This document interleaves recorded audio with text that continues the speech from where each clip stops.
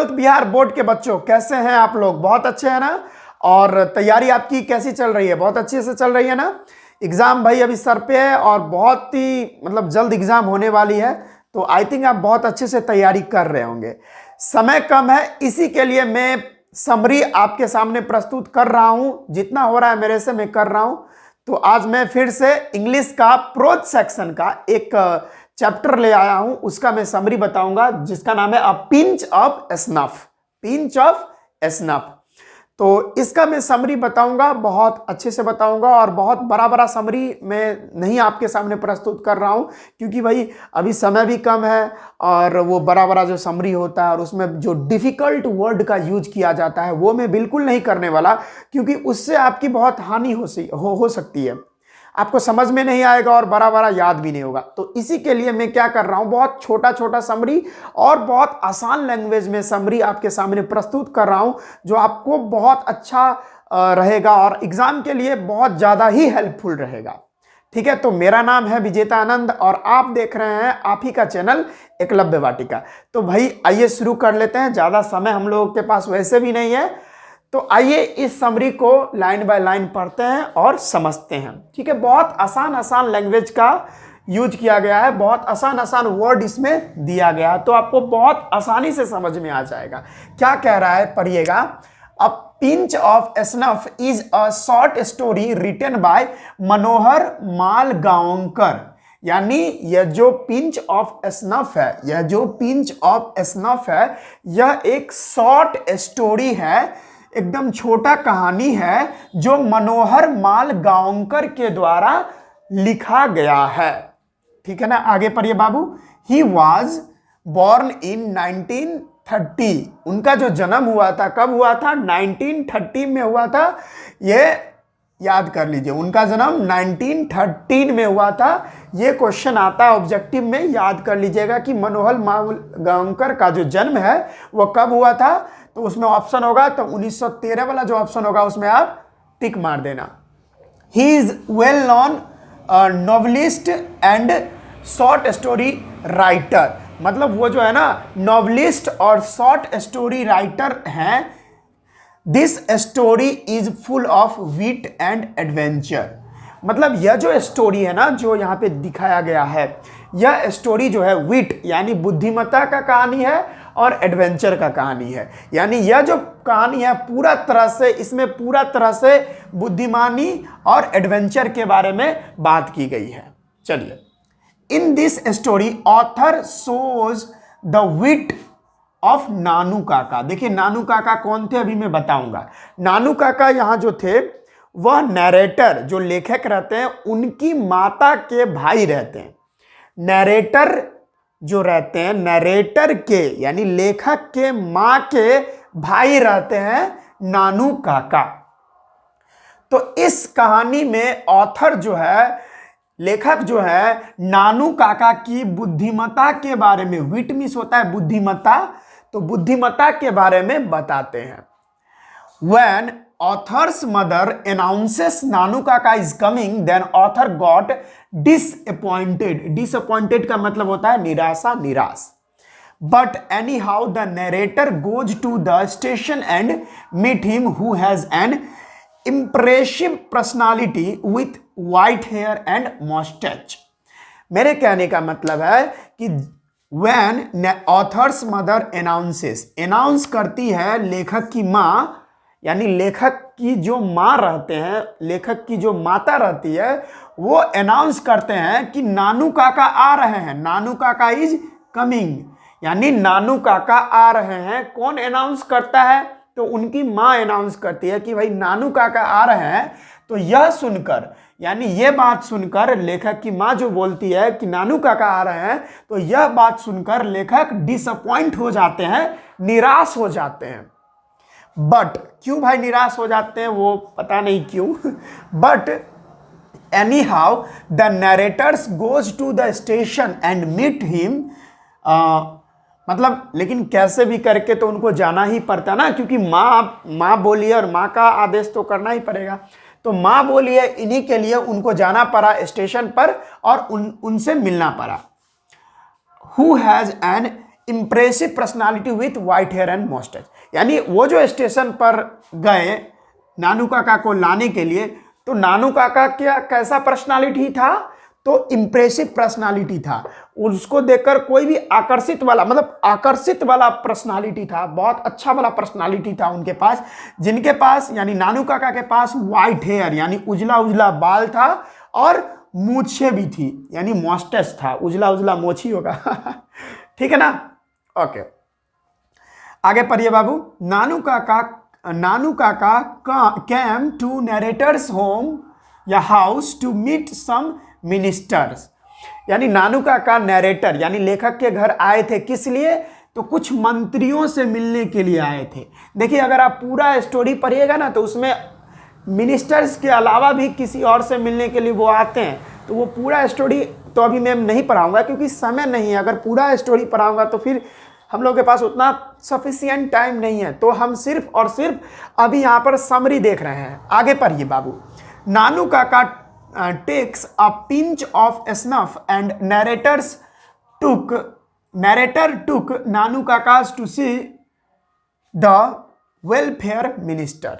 मेरे कहने का मतलब क्या है कि मतलब नानू काका जो है एक पिंच ऑफ स्नफ लेते हैं। देखिए पिंच ऑफ स्नफ का मतलब होता है कि एक चुटकी सूंघनी, यानी एक पिंच मतलब होता है चुटकी और स्नफ का मतलब होता है सूंघनी। अब सूंघनी क्या होता है, एक नजर आप देख लीजिए क्या होता है सूंघनी।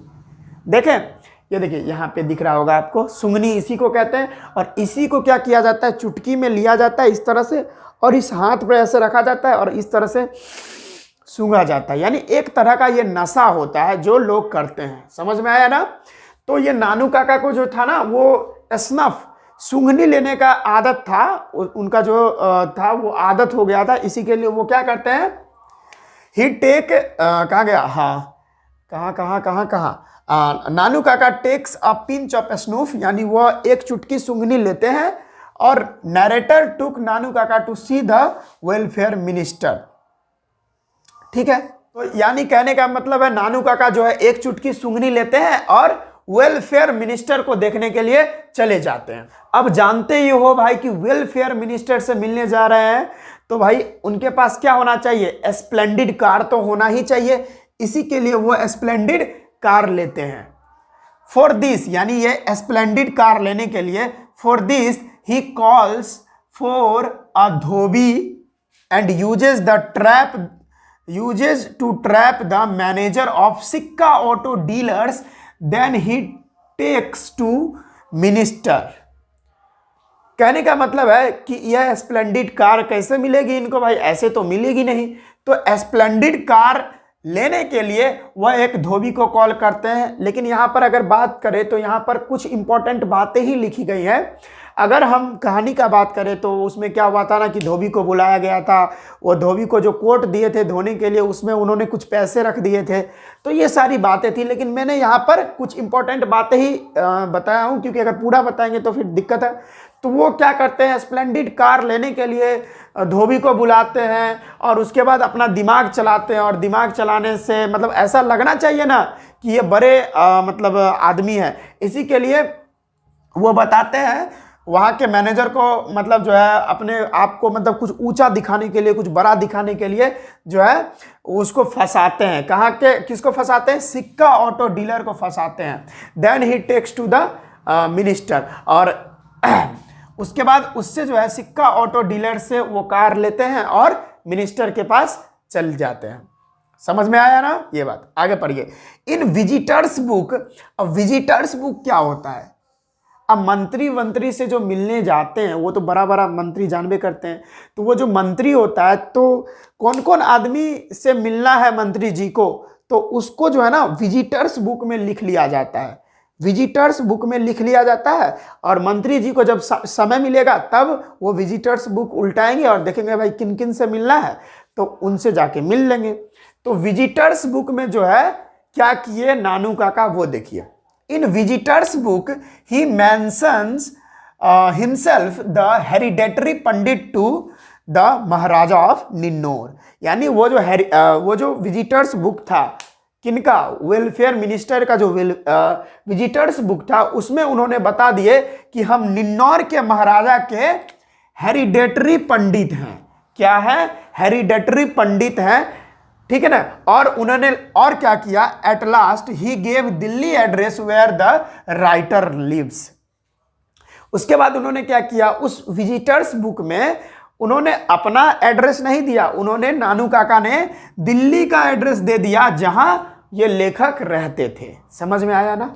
आगे देखिए, in the long run the welfare minister himself comes to residence of the writer where नानू काका welcomes him with respect। और इन द लॉन्ग रन का मतलब होता है कि बहुत अरसों के बाद वेलफेयर मिनिस्टर खुद ही मिलने आते हैं, हिमसेल्फ कम्स, यानी खुद ही जो है मिलने आते हैं। किनके रेसिडेंस पर, किनके आवास पर, तो ये हमारे राइटर के आवास पर मिलने आते हैं खुद वेलफेयर मिनिस्टर, जहां नानू काका जो है उनका स्वागत बहुत ही आदर भाव से करते हैं, बहुत ही अच्छे से करते हैं। किनका, तो वेलफेयर मिनिस्टर का। तो समझ में आ रहा है ना कि नानू काका कितना दिमाग के तेज व्यक्ति हैं, जो कि कोई भी काम को करवा लेते हैं किसी से भी। यहां तक कि वेलफेयर मिनिस्टर को भी बुलवा लिए तो भाई बहुत तेज है ना, एक चुटकी सुंगड़ी लेते हैं और उनका दिमाग चालू हो जाता है।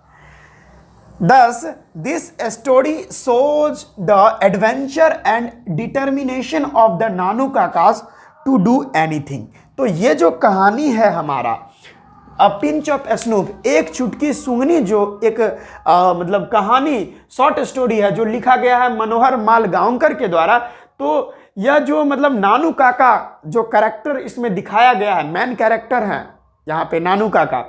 तो इस कहानी से हमको ये पता चलता है कि नानू काका का जो बुद्धिमत्ता है, जो विट है, वह किसी को भी कुछ भी करवा सकता है, किसी से भी कुछ भी करवा सकता है। इनका बुद्धिमत्ता का कोई जवाब ही नहीं है। तो यही एक मतलब छोटा सा समरी था जो मैंने आपको बताया, अ पिंच ऑफ स्नूफ, एक चुटकी सुंगनी। तो आई थिंक आपको ये बातें आपको अच्छे से समझ में आई होंगी। तो इसको जो है आप लोग स्क्रीनशॉट कर लें। अगर ये लाइन बना हुआ है तो आप पीछे जाएं, जहाँ से मैं स्टार्ट किया था वहाँ पर जाकर ये बातों को लिख लें, नहीं तो ऐसे भी लिखा जाएगा, कोई दिक्कत नहीं है। लिख लिए हैं या स्क्रीनशॉट कर लें, आप लिखने से ज़्यादा बेटर होगा, स्क्रीनशॉट कर लें और बाद में जाकर लिखते रहें, ठीक है। आई थिंक लिख लिए हैं। तो बच्चों आपको ये समरी समझ में आया होगा, बहुत ईजीएस्ट वे में था और बहुत छोटा छोटा आसान वर्ड का यूज किया गया था, और छोटा भी है, ज़्यादा बड़ा भी नहीं है, याद भी हो जाएगा और बहुत इंपॉर्टेंट है यह पिंच ऑफ स्नूफ। तो पढ़ाई करते रहिएगा और कुछ ही दिन बचा हुआ है, तैयारी अच्छे से कीजिए। हम मिलते हैं आपको नेक्स्ट वीडियो में। पढ़ाई करते रहिएगा। All the very best.